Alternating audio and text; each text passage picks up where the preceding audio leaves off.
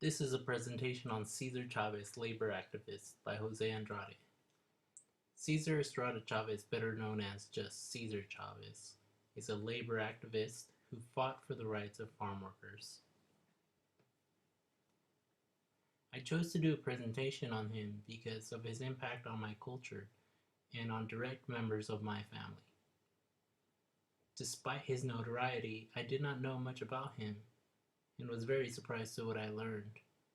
As I was researching Cesar Chavez, I found that him and I have a lot in common. I will point out certain things during the presentation.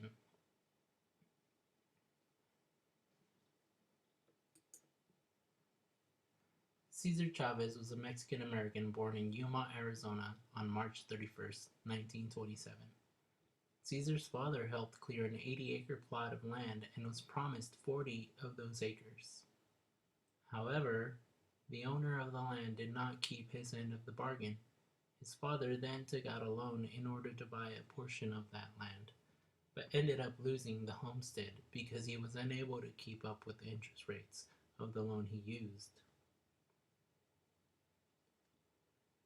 From this experience, Caesar learned that the country he called his home, the United States, was full of injustice for Mexican Americans. After losing their home, Caesar and his family moved to Oxnard, California, where he lived in a barrio called La Colonia. I also lived in Oxnard, California for a short period. Although I did not live in La Colonia, I do remember hearing stories of what a dangerous neighborhood that was.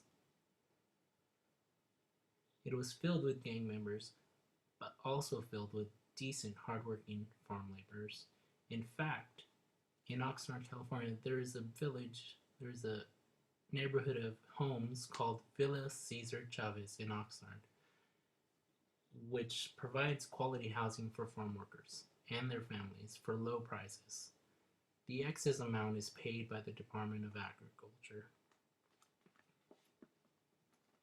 After living in Oxnard, California, Caesar moved to San Jose. He did not find interest in school, partly because he only spoke Spanish, and the public schools at the time banned the use of Spanish. He was often punished at school for speaking his native tongue, sometimes being hit by a ruler on his hands. He also did not He also did not find interest in school because of the discrimination by other students and faculty. In fact, some of the schools he attended were segregated. After graduating the 8th grade, feeling that education did not fit for him, also due to his uncle, who had recently become injured, he left school to become a farm worker. I can relate to this experience as many members of my family have been farm workers at one point or another. I myself worked in the strawberry fields one summer during high school in order to buy clothes for the upcoming school year.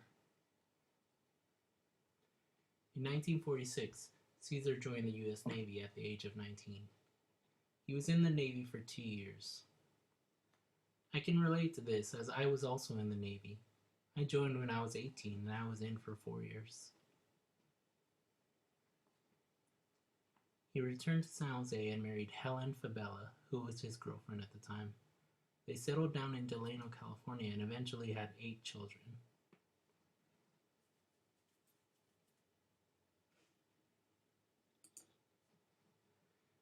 Influences and beginnings. Caesar was influenced by Father Donald MacDonald, an activist Catholic priest, and Fred Ross. He became an organizer for Ross Organization, a community service organization. His first task was voter registration. He rose to become the national director of Ross Organization, but gave up that job to devote his effort to starting a union for farm workers.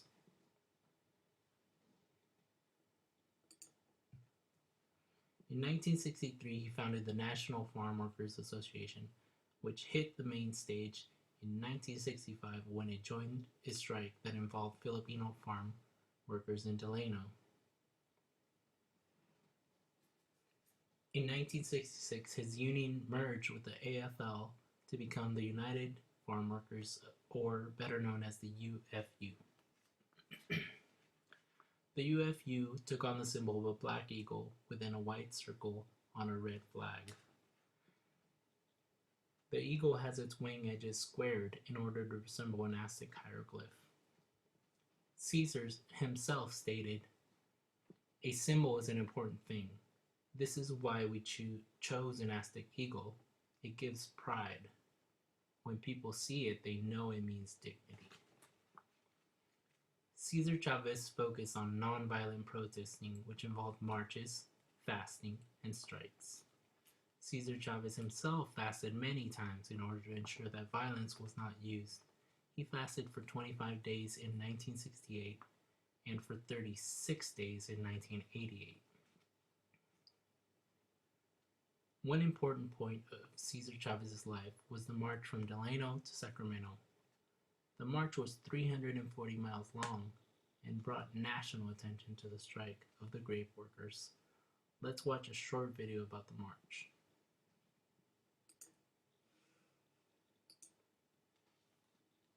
On St. Patrick's Day, Thursday, March 17, 1966, striking grape pickers from Delano began a 300-mile pilgrimage northward through the valley of their labor to the state capitol in Sacramento. Huelga en general, viva la huelga en sí, viva la causa en la historia, la raza llena de gloria, la victoria va a cumplir. We are conscious of the historical significance of our pilgrimage. It is clearly evident that our path travels through a valley well known to all Mexican farm workers. We know all of these towns of Delano, Madera, Fresno, Modesto, Stockton, and Sacramento because along this very same road, in this very same valley, the Mexican race has sacrificed itself for the last 100 years. Our sweat and our blood have fallen on this land to make other men rich. This pilgrimage is a witness to the suffering we have seen for generations. The penance we accept symbolizes the suffering we shall have in order to bring justice to these same towns, to this same valley. The pilgrimage we make symbolizes the long historical road we have traveled in this valley alone, and the long road we have yet to travel, with much penance, in order to bring about the revolution. 1966.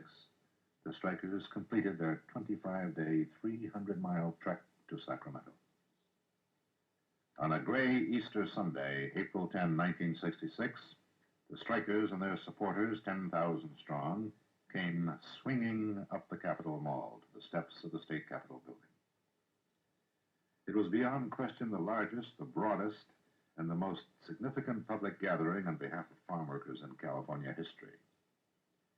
A moment of victory was at hand.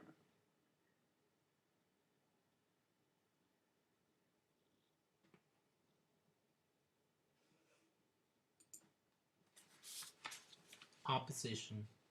Farm owners were opposed to the organization of farm labor workers.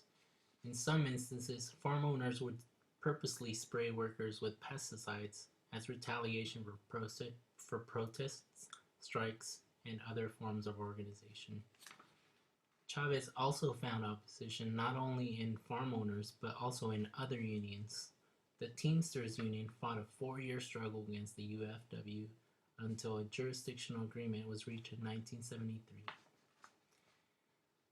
Following that, the UFU decided that the only way to resolve this would be through legislation.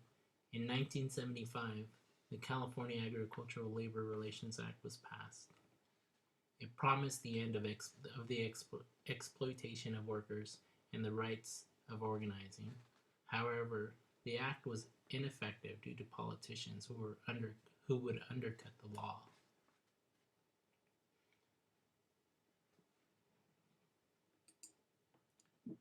Death and legacy. Chavez continued to lead the UFW through the 1980s.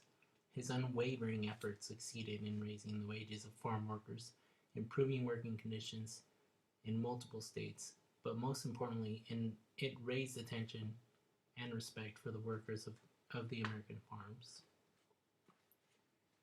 Cesar Chavez died on April 23rd, 1993, near his hometown of Yuma, Arizona. He died in his sleep. More than 50,000 people came from all parts of the country to Delano, California to honor Cesar Chavez, which was considered his last march.